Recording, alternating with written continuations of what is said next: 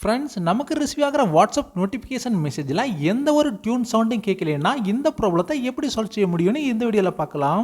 Actually இது problem கிடையாது. நம்முடைய வாட்ஸ்அப் அக்கௌண்ட்லையும் சரி, நம்முடைய மொபைல் செட்டிங்ஸ்லையும் சரி, ஒரு சில செட்டிங்ஸை அப்ளை செய்து நம்முடைய மொபைல் ஃபோனில் நோட்டிஃபிகேஷன் சவுண்ட் டோனை கேட்க வைக்க முடியும்.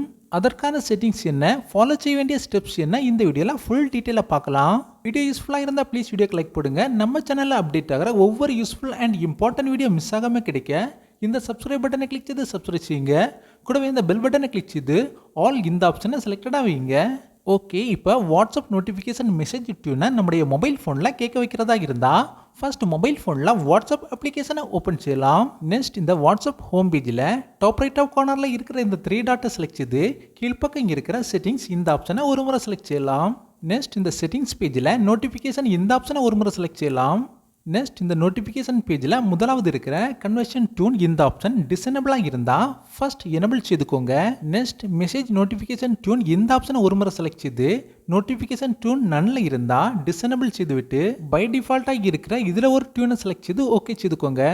இது மாதிரி நீங்கள் group notification tune and call ரிங்டோனை கூட சிம்பிளாக சேஞ்ச் பண்ண முடியும்.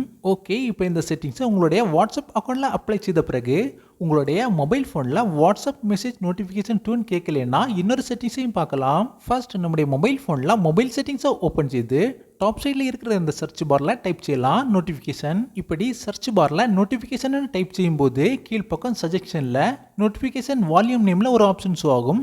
இந்த நோட்டிஃபிகேஷன் வால்யூம் ஆப்ஷனை ஒரு முறை செலக்ட் செய்யலாம். ஓகே, இப்போ இந்த பேஜில் நோட்டிஃபிகேஷன் வால்யூம் லோவில் இருந்தால் உங்களுடைய தேவைக்கு ஏற்றபடி இன்க்ரீஸ் செய்து வைக்கலாம். இந்த 2 செட்டிங்ஸையும் உங்களுடைய மொபைல் ஃபோனில் அப்ளை செய்யும்போது வாட்ஸ்அப் மெசேஜ் டியூன் சவுண்ட் ப்ராப்ளத்தை சிம்பிளாக சால்வ் செய்ய முடியும். இந்த வீடியோ என்னுடைய நண்பர்களுக்கு யூஸ்ஃபுல்லாக இருந்திருக்கும்னு நினைக்கிறேன். வீடியோ பிடித்திருந்தால் வீடியோக்கு லைக் பண்ணுங்கள். ஓகே, நெக்ஸ்ட் வீடியோவில் பார்க்கலாம். நன்றி, வணக்கம்.